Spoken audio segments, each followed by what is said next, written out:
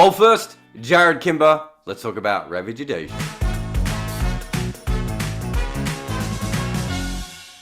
Let's be honest, for a very, very long time, Ravi Jadeja was, I don't know what the right term is, a disappointing T20 player. He wasn't disappointing compared to like other players, and there was a reason why he kept playing and kept getting drafted and all these sorts of things.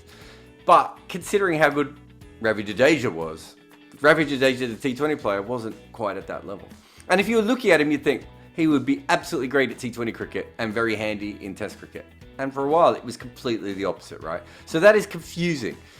His bowling, even on helpful Chennai pitches over the years, has never been as consistently good as you'd think with someone with his talent. The only seasons where he's managed to take a bowling average under 30 and an economy under 7 have been 2009 and 2019. So there have been times when he's been good with his economy, and there's been times when he's been good with his average, but he's never had great bowling years. With his batting, he's consistently made runs, especially for a middle order player, which isn't always that common. He just doesn't have many low scoring years, which I think is fantastic for a player like him, but he's also only had 3 years in his first 10 with a strike rate over 130, and his career strike rate is 128.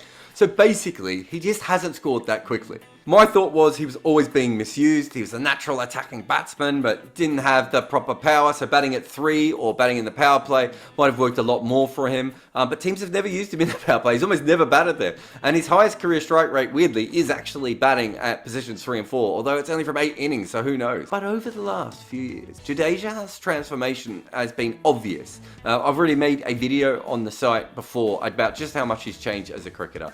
In T20 cricket, I think the biggest change has been his batting at the death.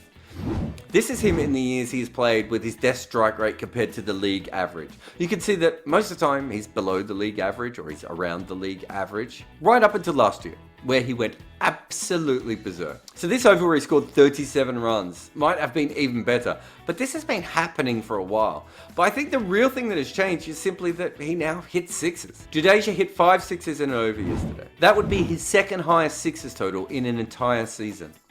The man hits sixes now. He's pretty much as good a batter as he was before. He just tries to hit sixes more, and he hits sixes more. For the Saturday game, I talked a little about the run out and hitting the ball to the right hand of the fielder and then taking off, and that's obviously very bad. But let's talk about Ravi Jadeja's runouts a little bit, because I have this theory that left-handed fielders get more runouts than right-handed fielders, because when you hit the ball, it is hard to tell instantly who the fielder is and what arm they might be throwing with, especially in T20 when fielders move around the field so often. And I'm basing this purely on memory because I couldn't find any stats to hand, and some of this is just subjective. But here's a story from one-day cricket. Michael Clarke and Ricky Ponting both got a lot of runouts for Australia. I would say that Michael Clarke felt like he got more runouts than Ricky Ponting did. But Ricky Ponting was clearly quicker and a better athlete, and also he stayed very fit all the way through his career, whereas Michael Clarke slowed down because he had a bad back. But my memory of it was that from the amount of chances they both had, Michael Clarke got a lot more runouts. Now, part of that has to be that he was a very accurate thrower, but the other part had to be that he used his left hand, Ricky Ponting used his right. The only other fielder I could think about that got an abnormally high amount of runouts was Alan Border. Also left-handed, although to confuse things more, he could also sometimes throw with his right hand.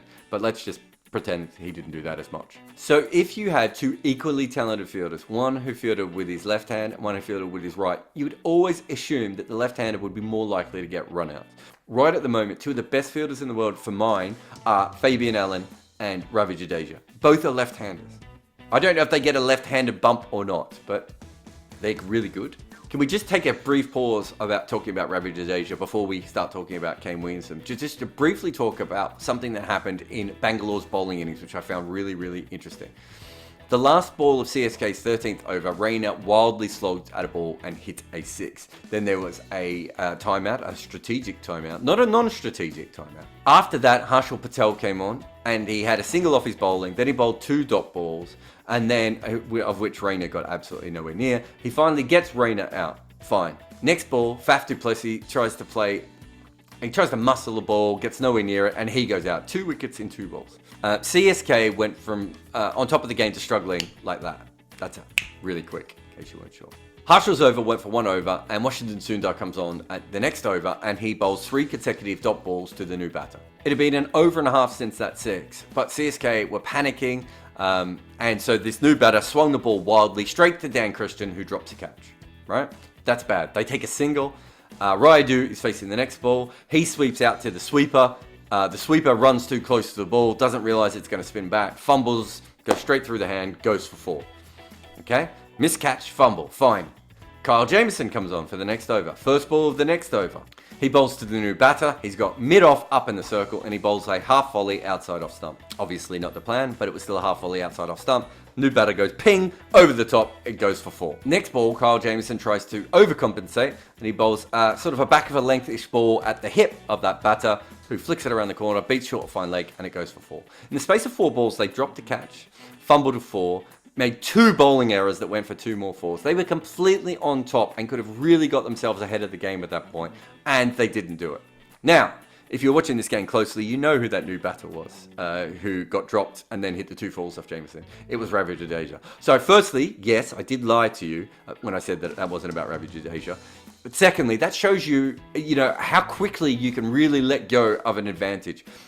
CSK had an advantage. They made a couple of mistakes. Suddenly Bangalore were in charge. Bangalore were in charge for an over and a half before they completely shut the bed. And they really never got back into that game. The Harshal Patel over clearly was a bunch of mistakes that he made. But when it comes down to it, it was only because Ravi Jadeja was there in the first place and because Kyle Jamieson made him feel a little bit more at home at the start of his inning. Second game, Kane Williamson. Let's get there. It's worth noting just how much more the ball spun in the second innings compared to the first innings of this match. According to the TV, it spun 2 degrees in the first innings at Chennai and 3.2 degrees in the second. Matthew Hayden didn't seem to think that is a lot. That is a huge jump up between innings. You don't usually get things like that unless there is dew or, I don't know, someone leaves an ice block in the middle of the pitch, which is a story about something that Dean Jones' father once did in a club match. And it's not like this pitch was easy to bat on the first innings. Let's go back to Steve Smith's knock for a minute there. Yes, Chennai is a tough pitch, and Steve Smith did start in the middle of the innings. But this is one of the best batters in the world, and he played a shockingly turgid innings. When he was dropped, this was tweeted by Ben Jones. You can go attack Ben Jones if you'd like on Twitter. It was a joke, obviously, but there was merit in what he said. Going into the last over, Steve Smith was 24 from 22. And in that last over, he added 2 boundaries to finally go well above a runner ball. In Smith's entire innings, he scored 4 boundaries. One of those was from a free hit. You're about a 50-50 chance of hitting a boundary from a free hit. One of those was a 6 off the second last or third last ball of the inning. Fine, it was a good hit, a good shot. The other 2 were edges. So he got 2 boundaries from edges, another one from a free hit. It was a tough play. And this isn't blaming Steve Smith. I noticed in the comments, you guys are just so happy to blame everyone. When you send Steve Smith out on that pitch at that time, you were setting him up to fail. That is not why you have Steve Smith in the side. He should be there between overs, maybe very early on if there's a wicket. Certainly between overs 3 and 6 if you're in a little bit of trouble. That is the perfect role for Steve Smith. Coming out in the 12th over where you've got Hetmeyer and Stoinis and Akshar Patel in your lineup, it makes absolutely no sense to send Steve Smith out in that situation. Now, the perfect time to send Steve Smith in is actually when Kane Williamson went into the bat.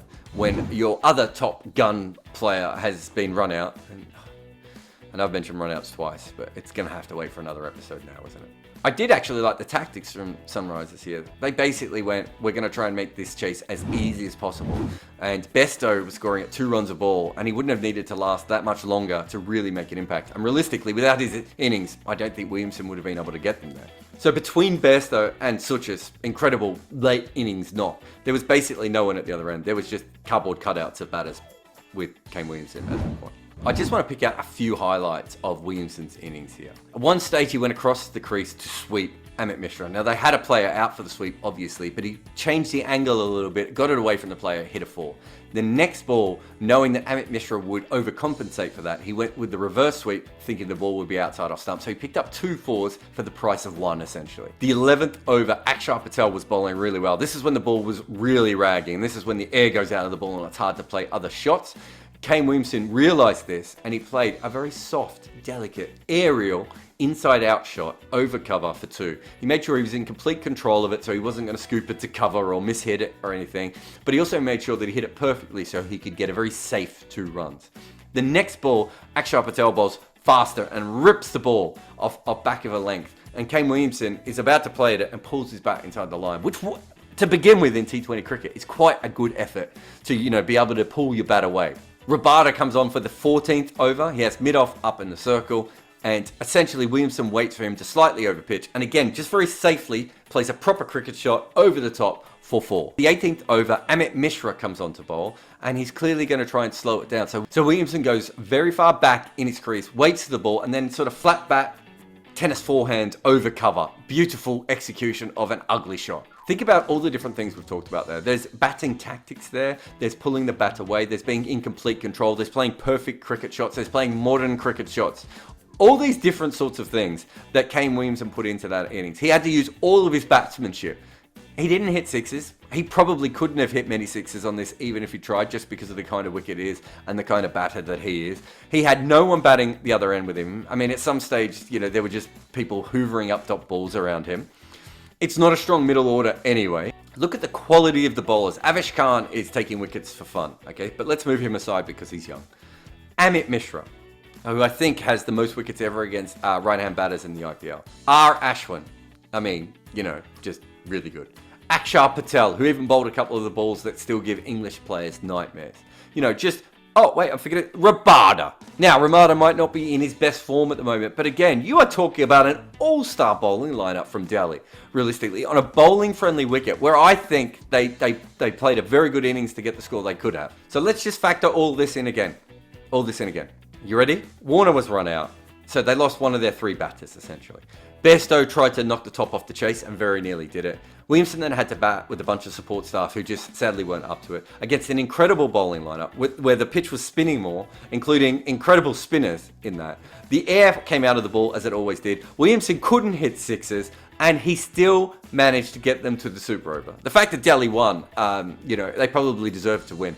Kane Williamson probably deserved to win more, but Delhi won this game, but they had to wrestle it off Kane Williamson, who was, in this case, a very elegant alligator that they were wrestling with. But what a masterclass of modern and old batting all wrapped into one on what was an incredible wicket. And let's talk about this wicket, because that's it. We have to say goodbye now. I, for one, will miss this hyena-coloured pitch. The wicket that absolutely hated the second half of innings. It was basically like a teacher, wasn't it, at a school dance who thinks the kids are having too much fun, so turns the light on to make sure that no one's filling each other up in the corners. We came here to party with the IPL, and Chennai said, no, we'd like you to read some books. So goodbye, Chennai, your hyena spots, and your beautiful great slowdown. So I'll see you in a couple of hours for a live, which is at 15:30 IST, or 1100 BST, or, I don't know, like 03:30 Mountain Time. I only really know time zones where sporting teams are involved, so I think that's the Denver Nuggets time. Anyway, I'll see you for the live chat. Bye.